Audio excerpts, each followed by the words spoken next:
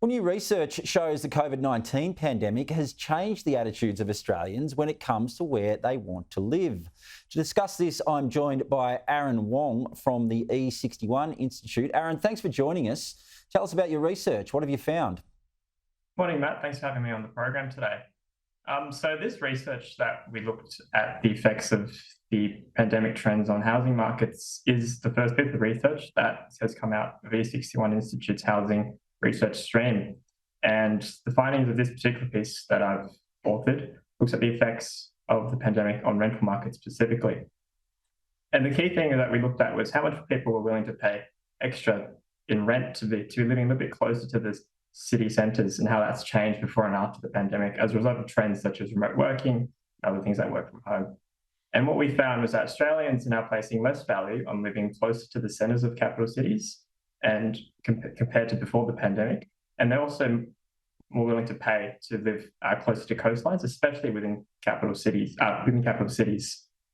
And just to quantify that in numbers for you, this means that compared to before the pandemic, living on the urban fringe now costs you about $1,300 a year more than living in the city centre if it wasn't for these changes in our people's preferences. So what's the impact, Aaron, of this on people who already lived in these areas? Because often people lived, further out from the city centre. They lived in the outer suburbs or perhaps in regional areas because it was more affordable. We're having a cost of living crisis at the moment. It must be having a serious impact on those people who already lived in these areas. Yeah, so obviously Australians all around the country are being affected by rising housing costs as well as other costs as part of this cost of living crisis. And one of the implications of this is that, yes, because there's more demand in outer areas, such as outer suburbs, but also in the regions, naturally the price of housing in those areas, whether it's buying a house there or renting a house, is higher than without these effects that were caused by the pandemic. And what about the impact of working from home? Obviously, we saw a big increase in the number of people working from home during the pandemic. We're starting to see some people go back to the office. Do you think these trends will turn around as we see fewer people working from home? I think compared to the peak of the pandemic, where we were all locked at home and working full time from home, that's definitely probably not going to be what most people experience as part of their day-to-day work lives going forward.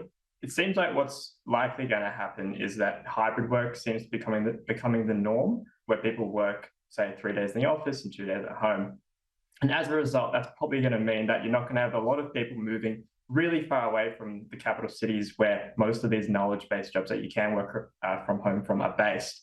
So you might see more demand in areas in outer suburbs where it is feasible to commute into the city centre part of the week, but also provides you with a bigger backyard or close proximity to natural parks or the beach. So those areas are probably going to see the biggest continuing effects as we kind of settle into this new pattern of working part of the time in the office and part of the time at home. We have also found that there has been a serious increase in the number of people wanting to live closer to the coast, whether that's in the city or outside of the city in a more regional area. Tell us a bit more about that.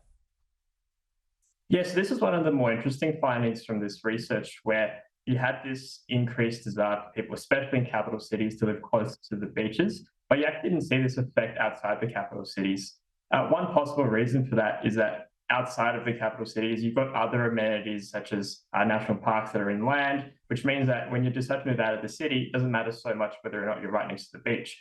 Whereas when you're in the city, one of the few, nice things other than parks is the fact that you have the beach close by if you live somewhere like, Coogee or Bondi if you're from Sydney.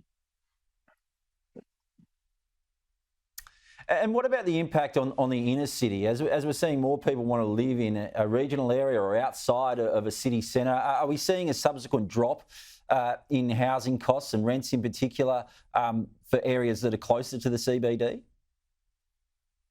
Yeah, so one of the trends that occurred during the pandemic itself was a reasonable drop in rents for properties in the inner cities.